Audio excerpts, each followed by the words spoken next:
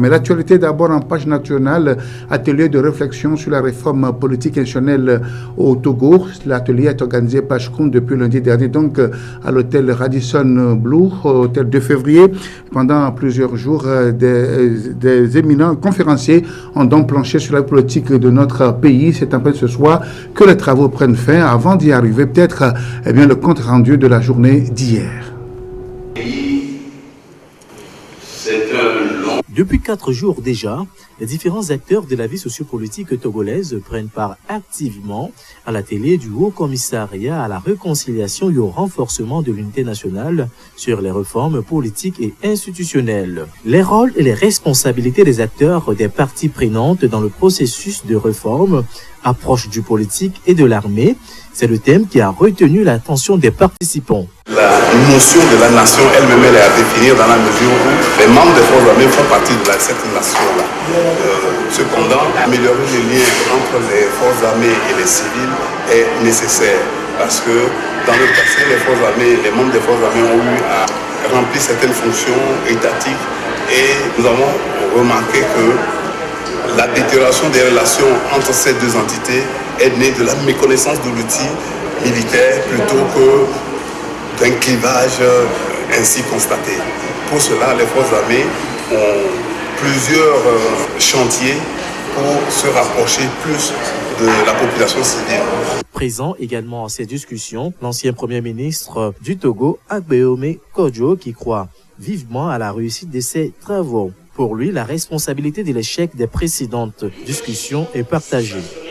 Les réformes fondamentales que, en tout cas, nous pensons utiles pour faire avancer ce pays n'ont pas vu le jour. Ce n'est pas forcément donc la faute du pouvoir en place. C'est aussi donc, en tout cas, je ne vais pas dire l'irresponsabilité, mais c'est aussi le manque de vigilance des leaders des partis politiques. Je dis ceci parce que lorsqu'on a considéré que l'élection présidentielle de 1998 est sortie de son cadre légal et qu'il faille organiser de manière consensuelle des élections législatives en 1999, je crois que tout a été mis en œuvre. Néanmoins, l'opposition d'alors, de cette époque-là, avait boycotté donc les élections législatives de 1999. Cet atelier du Ashkroun permettra au Togo de sortir de la crise qu'elle traverse déjà depuis plusieurs années. Pour ce 4e jour, il était également question de parler de la limitation des mandats. La société civile, représentée à ces assises, milite pour une pareille approche. La limitation de mandat est l'un des facteurs d'évolution.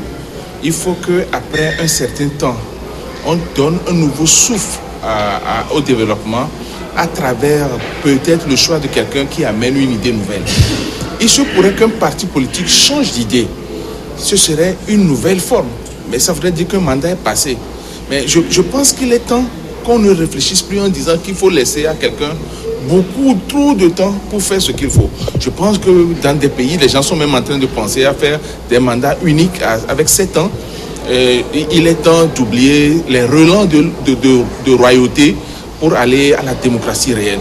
Les assises vont prendre part ce vendredi avec plusieurs recommandations qui permettront aux uns aux autres d'opérer les réformes tant souhaitées par les Togolais. Pas seulement un aspect politique. La réconciliation nationale. C'est donc ce vendredi que les travaux vont prendre fin. Nos équipes vont rentrer et donc nous faire le point de cette dernière journée consacrée justement à cette série de causeries, d'assises consacrées à la vie politique de la nation togolaise. Retour donc sur les temps forts de la journée d'hier dans ce rapport effectué par l'un des responsables de Ashkroun. Le panel 5A. Le panel 5A a connu 5 communications. D'entrée de jeu, M. Seleagoudi Aome Zounou, ancien Premier ministre, a précisé que, selon lui, l'absence du consensus après lequel la classe politique court depuis des années reste le problème fondamental qui bloque les réformes politiques et institutionnelles. Il a conclu que l'intérêt de l'atelier du Haut Commissariat à la réconciliation et au renforcement de l'unité nationale est de tirer les leçons du passé afin de mouler le processus des réformes dans la concertation, le respect mutuel, les concessions et les compromis sous la houlette du chef de l'État. Le troisième intervenant du panel 5 est Maître Yaovu Jean Degli.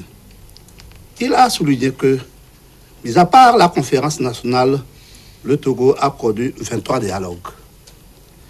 En d'autres termes, il est important que l'atelier du Haut Commissariat à la réconciliation et au renforcement de l'unité nationale aboutisse effectivement à la résolution des crises.